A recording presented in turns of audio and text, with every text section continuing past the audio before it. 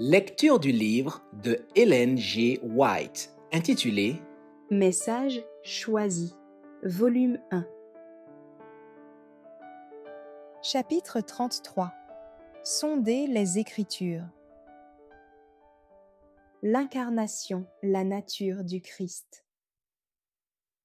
Il importe grandement que tout être humain doué des facultés du raisonnement comprenne quelle est sa relation avec Dieu. On n'étudie pas suffisamment l'œuvre de la rédemption dans nos écoles. Nombre d'élèves n'aperçoivent guère la signification du plan du salut.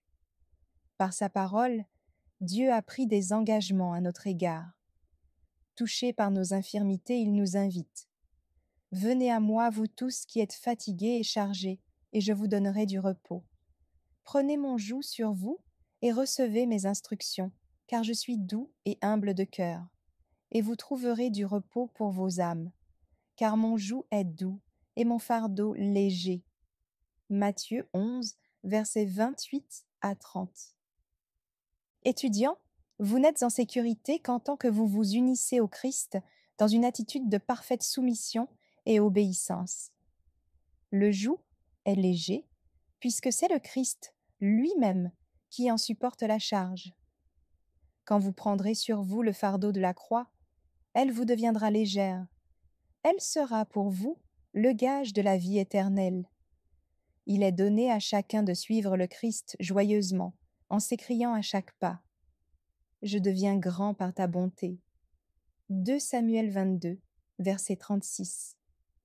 Mais si vous voulez voyager en direction du ciel, il vous faut adopter la parole de Dieu comme unique livre de texte.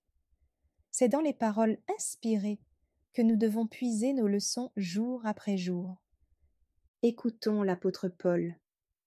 Ayez en vous les sentiments qui étaient en Jésus-Christ, lequel, existant en forme de Dieu, n'a point regardé comme une proie à arracher d'être égal avec Dieu, mais s'est dépouillé lui-même, en prenant une forme de serviteur, en devenant semblable aux hommes.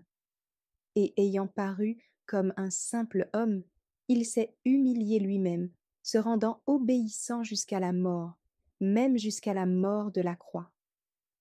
C'est pourquoi aussi Dieu l'a souverainement élevé et lui a donné le nom qui est au-dessus de tout nom, afin qu'au nom de Jésus, tout genou fléchisse.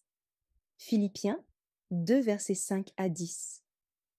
L'esprit humain n'arrive pas à comprendre l'humiliation du Christ homme. Mais quiconque croit à la parole de Dieu ne saurait douter de sa divinité et de sa préexistence. Paul parle de notre médiateur, le Fils unique de Dieu, qui, dans l'état de gloire, était en forme de Dieu, à la tête des armées célestes, et qui, lorsqu'il voulut que sa divinité fût vêtue de l'humanité, prit la forme d'un serviteur. Ésaïe a déclaré « Un enfant nous est né, un fils nous est donné, et la domination reposera sur son épaule. On l'appellera admirable, conseiller, Dieu puissant, Père éternel, Prince de la paix. » Donner à l'empire de l'accroissement et une paix sans fin au trône de David et à son royaume, l'affermir et le soutenir par le droit et par la justice, dès maintenant et à toujours. Voilà ce que fera le zèle de l'Éternel des armées. Ésaïe 9, versets 5 et 6. En consentant à devenir homme, le Christ a fait preuve d'une humilité qui étonne les intelligences célestes. Devenir homme ne constituerait pas une humiliation sans le fait de la glorieuse préexistence du Christ. Il nous faut ouvrir notre entendement afin de comprendre que le Christ a mis de côté sa robe et sa couronne royale, a renoncé à son suprême commandement, a revêtu sa divinité de l'humanité, et cela pour se mettre à la portée de l'homme et donner aux membres de la famille humaine le pouvoir moral de devenir enfant de Dieu. Afin de racheter l'homme, le Christ a été obéissant jusqu'à la mort, même jusqu'à la mort de la croix. L'humanité du Fils de Dieu est tout pour nous. C'est la chaîne d'or qui relie notre âme au Christ et par lui à Dieu. Ceci doit être le sujet de nos études. le Christ a été réellement homme. Il a prouvé son humilité en devenant homme. Dans sa chair, il était Dieu néanmoins. Quand nous abordons un tel sujet, nous ferions bien de prêter l'oreille aux paroles adressées à Moïse par le Christ près du buisson ardent.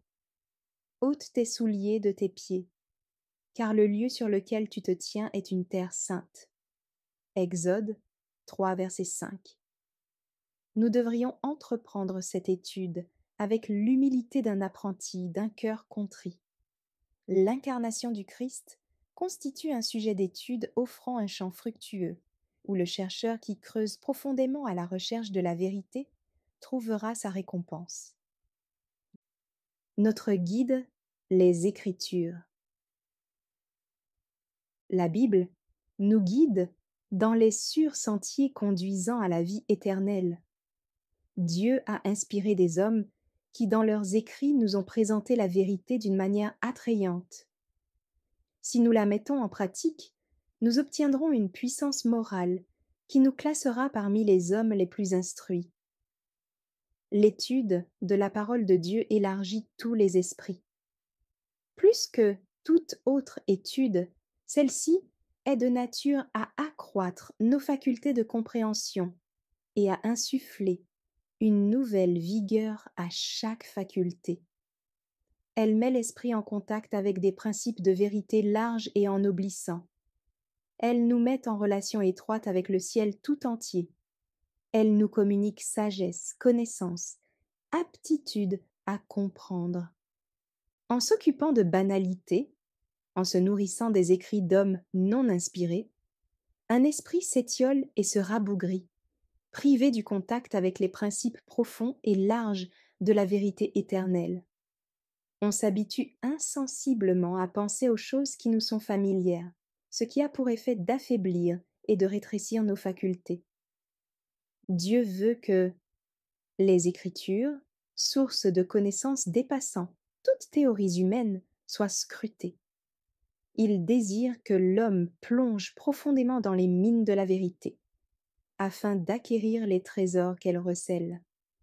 Trop souvent, cependant, des théories et des sagesses humaines prennent la place que doit occuper la science de la Bible. Des hommes entreprennent de corriger les desseins divins. Ils établissent des distinctions entre les divers livres de la Bible. Par leurs inventions, ils font mentir les Écritures. Ce dont l'homme a précisément besoin. Dieu ne fait pas dépendre l'acceptation de l'Évangile d'un raisonnement humain. L'Évangile est un aliment spirituel, approprié pour satisfaire un appétit spirituel. Dans chaque cas, il s'agit précisément de ce dont l'homme a besoin. Ceux qui ont jugé nécessaire de faire étudier beaucoup d'auteurs par nos étudiants sont dans une grande ignorance concernant les grands thèmes de la Bible. Les enseignants ont besoin de s'emparer du livre des livres et d'apprendre des Écritures que l'Évangile est capable de prouver son origine divine à tout esprit humble et contrit. L'Évangile est la puissance et la sagesse de Dieu. Le caractère du Christ, durant sa vie terrestre, manifestait sa divinité. L'Évangile qu'il a donné doit constituer l'étude de son héritage humain dans tous les départements de l'instruction, pour qu'enfin, enseignants, enfants et jeunes gens reconnaissent en le seul vrai Dieu, le Dieu vivant, l'objet de leur foi, de leur amour et de leur adoration. La parole a droit au respect et à l'obéissance. Ce livre qui contient le récit de la vie du Christ, de son ministère, de son enseignement, de ses souffrances et de son triomphe final, doit être la source où nous puisons nos forces. Nous avons l'avantage de fréquenter les écoles dans ce monde afin de nous qualifier en vue d'une vie supérieure, d'obtenir les meilleurs diplômes dans la plus haute école où, sous la direction immédiate de Dieu, nous poursuivrons nos études à travers les âges éternels. Merci d'avoir écouté cette lecture. Si vous avez des questions ou des remarques sur le thème abordé, n'hésitez pas à les partager dans les commentaires et notre équipe ne manquera pas de les considérer. À bientôt sur lereste.org.